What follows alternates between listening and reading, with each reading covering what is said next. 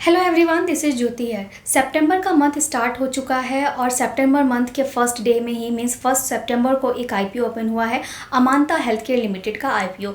अब इस आईपीओ के ओपन होते ही फर्स्ट डे में विद इन 2 आवर्स में ही ये आईपीओ 2 टाइम से ज़्यादा जो है वो सब्सक्राइब हो चुका है। अब काफ़ी ह्यूज डिमांड इस आईपीओ में देखने को मिल रही है। जो इंस्टीट्यूशनल इन्वेस्टर्स हैं या फिर एंकर इन्वेस्टर्स हैं या फिर रिटेल इन्वेस्टर्स हैं, हर जगह से इनको काफ़ी अच्छी डिमांड देखने को मिल रही है। अब क्योंकि डिमांड अच्छी देखने को मिल रही है तो ऑफकोर्स यहाँ पे लिस्टिंग बेनिफिट के भी चांसेस अच्छे होंगे, इसलिए डिमांड अच्छी देखने को मिल रही है। और इस तरीके के आईपीओ में ऑफकोर्स तो अप्लाई तो करना बनता ही है। लेकिन ऐसे क्या रीज़न्स हैं जिसकी वजह से इस आईपीओ में इतनी अच्छी डिमांड देखने को मिल रही है, तो ऐसे 4 रीजंस के बारे में हम इस वीडियो में बात करेंगे। लेकिन उससे पहले हम कंपनी के बिजनेस मॉडल को थोड़ा सा समझेंगे, उसके फाइनेंशियल्स को देखेंगे, देन लास्ट में हम इसके लिस्टिंग बेनिफिट की बात करेंगे। और अप्लाई करना है या नहीं वो तो इसकी डिमांड से ऑलरेडी पता चल रहा है कि इस आईपीओ में जो है वो डिमांड काफ़ी अच्छी देखने को मिल रही है। तो ऑफकोर्स ऐसे आईपीओस को छोड़ना तो बिल्कुल भी बनता नहीं है। तो सबसे पहले हम कंपनी की बात करेंगे। तो काफ़ी पुरानी कंपनी है, 1994 की ये कंपनी है और हेल्थ केयर प्रोडक्ट्स जो है कंपनी डेवलप करती है। तो जितने भी तरीके के जो मेडिकल प्रोडक्ट्स होते हैं उनकी डेवलपिंग, मार्केटिंग, मैन्युफैक्चरिंग, मार्केटिंग वगैरह का काम करती है। कंपनी का जो स्पेशलाइजेशन है वो बेसिकली स्टेरलाइल लिक्विड प्रोडक्ट्स में है। मींस जैसे आईवी फ्लूइड्स होते हैं या डाइल्यूएंट्स होते हैं या फिर ऑप्थेल्मिक जो सॉल्यूशंस होते हैं, इस तरीके के जो प्रोडक्ट्स होते हैं उसमें इनका स्पेशलाइजेशन है। तो इससे इनको काफ़ी ज़्यादा बेनिफिट मिलता है। और जितने भी प्रोडक्ट्स इनके मैन्युफैक्चरिंग फैसिलिटीज़ में बनाए जाते हैं वो इनकी काफ़ी मॉडर्न टेक्नोलॉजी से बनाए जाते हैं, जैसे कि ABFS एंड ISMB के जो टेक्नोलॉजीज़ होते हैं। इस तरीके की जो मेडिकल्स में ये लेटेस्ट टेक्नोलॉजी है, इस तरीके के टेक्नोलॉजीज़ को यूज़ करके बनाए जाते हैं, जिससे इनको काफ़ी ज़्यादा प्रिविलेज मिलता है। अब कंपनी के जो प्रोडक्ट्स हैं वो ना सिर्फ इंडिया में, इंडिया के बाहर भी 21 कंट्रीज़ में सप्लाई होते हैं। तो यहाँ पे जैसे लैटिन अमेरिका में, अफ्रीका में, UK में, इन सभी कंट्रीज़ में भी कंपनी के प्रोडक्ट्स जो है सप्लाई होते हैं। तो यहाँ पे जो इनका रेवेन्यू डिस्ट्रीब्यूशन है वो काफ़ी अच्छा है। मीन्स 67% के अराउंड जो इनको रेवेन्यू है वो डोमेस्टिक से आता है और बाकी का जो रेवेन्यू है वो उनको अदर कंट्रीज से आता है। तो कंपनी की जो ग्लोबल प्रेजेंस है वो काफ़ी अच्छी है। अब यहाँ पे कंपनी का जो प्रोडक्ट पोर्टफोलियो है वो भी काफ़ी वाइड है। 45 से भी ज़्यादा कंपनी जो प्रोडक्ट्स है वो मैन्युफैक्चर करती है और मार्केट करती है। इनके कुछ जेनेरिक प्रोडक्ट्स के नाम ले तो fluid therapy formulations, injectables, I lubricants and first aid के प्रोडक्ट्स। तो ये सभी कंपनी के जो प्रोडक्ट्स हैं 45 से भी ज़्यादा प्रोडक्ट्स में कंपनी डील करती है और ग्लोबल लेवल पर प्रेजेंस है। और इन सब चीज़ों की वजह से कंपनी का जो बिज़नेस मॉडल है वो इसको काफ़ी स्ट्रॉन्ग बनाता है। अब बात कर लेते हैं वो उन 4 रीजंस की जिसकी वजह से इस आईपीओ में इतनी अच्छी डिमांड देखने को मिल रही है और ओपन होते ही काफ़ी अच्छा इसमें 2 टाइम से ज़्यादा सब्सक्रिप्शन देखने को मिला है। तो पहला है इसकी प्रॉफिटेबिलिटी। अब प्रॉफिटेबिलिटी की बात करें तो लास्ट 1 ईयर में कंपनी के प्रॉफिट आफ्टर टैक्स में 180% से ज़्यादा का राइज देखने को मिला है। तो काफ़ी अच्छा कंपनी ने परफॉर्म करके दिखाया है लास्ट 1 ईयर में। वैसे अगर 23 की बात करें, मार्च 2023 में ये एक लॉस मेकिंग कंपनी थी, लेकिन उसके बाद लास्ट 1 ईयर में इसमें एक ड्रास्टिक जंप देखने को मिला है। तो ये कंपनी को काफ़ी अच्छा जो है एक फेवरेबल न्यूज़ है इसके लिए। देन सेकेंड है इनका जो मैन्युफैक्चरिंग कैपेबिलिटी है वो काफ़ी रॉबस्ट है। तो रॉबस्ट मैन्युफैक्चरिंग कैपेबिलिटी है इनकी, जिसमें कंपनी लेटेस्ट टेक्नोलॉजीज़ को लेके जो मेडिकल फील्ड में जो लेटेस्ट टेक्नोलॉजीज़ होती हैं, जैसे ISBM होता है या फिर ABFC होता है, ऐसे टेक्नोलॉजीज़ को यूज़ करके प्रोडक्ट्स की मैन्युफैक्चरिंग करती है, जिसकी वजह से इनको जो अदर कंपनी से है जो ऑर्डर है वो काफ़ी अच्छा मिलता है।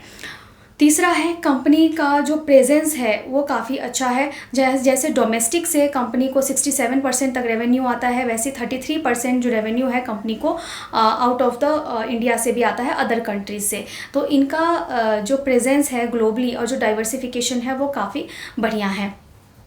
देन इनको सर्टिफिकेशन भी मिला हुआ है, रेगुलेटरी सर्टिफिकेशन, जहाँ पे ISO WHO से इनको सर्टिफाइड इनके प्रोडक्ट्स हैं। तो वो भी इनको काफ़ी अच्छे कॉम्पिटिटिव एडवांटेज देते हैं। और कंपनी का प्रोडक्ट्स की तो हमने बात की ही कि 45 से ज़्यादा जो कंपनी के प्रोडक्ट्स हैं वो कंपनी मैन्युफैक्चर करती है और ज़्यादा इनका जो स्पेशलाइजेशन है वो जो फ्लूइड वाले प्रोडक्ट्स होते हैं उसमें ज़्यादा है। तो इन सब रीजंस की वजह से इनको काफ़ी अच्छे कॉम्पिटिटिव एडवांटेज मिलते हैं और इसी इसीलिए इस आईपीओ को अच्छा रिस्पांस देखने को मिल रहा है। तो ये रीज़न मैंने आपको बता दिया। अब हम बात करते हैं इसके फाइनेंशियल्स की। हम सबसे पहले इसके असेट को देखेंगे, तो असेट में देखेंगे कि 23 से 24 के बीच में इनका असेट जो है वो डिक्रीज़ हुआ है, लेकिन फिर लास्ट 1 ईयर में कंपनी के जो असेट हैं वो इंक्रीज़ हुए हैं। तो ठीक है, लास्ट 1 ईयर में कंपनी का असेट इंक्रीज़ हुआ है, ये अच्छी बात है। रेवेन्यू की बात करते हैं, तो यहाँ पे रेवेन्यू थोड़ा-सा कंसर्निंग है, क्योंकि लास्ट 1 ईयर में अगर हम मेजरली देखेंगे तो कंपनी का रेवेन्यू जो है वो थोड़ा-सा स्लाइटली ड्रॉप हुआ है, अराउंड 2% तक जो है कंपनी का रेवेन्यू जो है वो नीचे आया है। लेकिन यहाँ पे जो काफ़ी पॉजिटिव पॉइंट है, जो मैंने आपको बताया कि वन ऑफ द रीज़न भी है इस आईपीओ में डिमांड को बढ़ाने वाला, वो है इसका प्रॉफिट आफ्टर टैक्स। तो प्रॉफिट आफ्टर टैक्स में जहाँ मार्च में देखेंगे, मार्च 23 में इसको एक छोटा-मोटा लॉस था, फिर कंपनी ने अपने लॉस को रिकवर किया और उसके बाद लास्ट 1 ईयर में कंपनी के प्रॉफिट आफ्टर टैक्स में एक मेजर जो है जंप देखने को मिला है। 189% का कंपनी के प्रॉफिट में जंप हुआ है। तो ये काफ़ी यहाँ पे अच्छी बात है और काफ़ी प्लस पॉइंट है इस कंपनी के लिए। इसके बाद एबिटा देखेंगे, तो कंपनी के एबिटा में जो है ग्रोथ देखने को मिल रही है। नेट वर्थ भी कंपनी का इंक्रीज़ हो रहा है। रिज़र्व और सरप्लस भी कंपनी के लास्ट 1 ईयर में काफ़ी अच्छा यहाँ पे रिज़र्व सरप्लस कंपनी ने मेंटेन किया है। और कंपनी की बोरोइंग्स भी जो है लास्ट 1 ईयर में वो डिक्रीज़ हुई हैं। तो कंपनी की बोरोइंग्स भी in respect of reserve surplus ज़्यादा है, तो कंपनी के पास लोन तो काफ़ी ज़्यादा है, लेकिन थोड़ा स्लाइटली कंपनी ने जो है लोन कम किया है। तो कंपनी फ़िलहाल अपने ग्रोथ पे फोकस कर रही है इंस्टेड ऑफ पेइंग लोन। तो ये कंपनी के फाइनेंशियल्स हैं। अब हम इसके देख लेते हैं रिटर्न रेशियोज़ किस तरीके के हैं। रिटर्न रेशियोज़ हम यहाँ से देखेंगे, तो कंपनी के रिटर्न रेशियोज़ आपको इम्प्रूविंग दिखेंगे। अब यहाँ पे क्योंकि कंपनी ने डेट काफ़ी ज़्यादा ले रखा है और कंपनी ने पहले जहाँ लॉस 2 साल पहले कंपनी को लॉस था और अभी कंपनी ने प्रॉफिट जो है अच्छा बनाना शुरू किया है, तो इनके रिटर्न रेशियोज़ भी जो है वो धीरे-धीरे इम्प्रूव हो रहे हैं। तो वैसे तो 15% से कम है इनका आरओई एंड आरओसीई, लेकिन ये इम्प्रूविंग है। डेब्ट कंपनी के पास बहुत ज़्यादा है, तो फिलहाल कंपनी अपने ग्रोथ पे फोकस कर रही है और बाद में डेट जो है वो उसको कम करेगी। रिटर्न ऑन नेटवर्थ इनका 10.89% का है, पैट मार्जिन 3.86% का है। तो रिटर्न रेशियोज़ कंपनी के बहुत स्ट्रॉन्ग नहीं है, हम इम्प्रूविंग बोल सकते हैं। धीरे-धीरे कंपनी इम्प्रूव करने की कोशिश कर रही है। अब बात कर लेते हैं हम आईपीओ की डिटेल्स की। तो आईपीओ की डिटेल्स हम देखें तो आज 1 सितंबर को ही मैं ये शूट कर रही हूँ डे टाइम में, और जैसे ही मैंने इसको विदिन 1 आवर में शूट करना स्टार्ट किया, तभी मैंने देखा कि 2 टाइम से ज़्यादा ये ऑलरेडी सब्सक्राइब हो चुका है। तो आज ये ओपन हुआ है 1 सितंबर को और 3 सितंबर को ये क्लोज़ हो जाएगा। अब इस आईपीओ का जो अलॉटमेंट है वो 4 सितंबर को आउट हो जाएगा, तो अलॉटमेंट स्टेटस इसका आ जाएगा और उसके बाद 4 सितंबर के बाद 8 सितंबर को अगर आपको ये आईपीओ मिल जाता है, तो मैं होप करूँगी जो भी आप अप्लाई कर रहे हैं उनको ये आईपीओ मिले, क्योंकि काफ़ी अच्छी यहाँ पे लिस्टिंग बेनिफिट आपको हो सकते हैं। तो यहाँ पे 8 सितंबर को अगर आपको मिल जाता है आपको, तो शेयर्स आपके डीमैट अकाउंट में आ जाएंगे, और अगर नहीं मिलता है तो यहाँ पे आपका जो रिफंड प्रोसेस है वो सेम डे से मीन्स 8 सितंबर से स्टार्ट हो जाएगा। अब यहाँ पे काफ़ी लंबा जो है ब्रेक है, फेस्टिव ब्रेक है।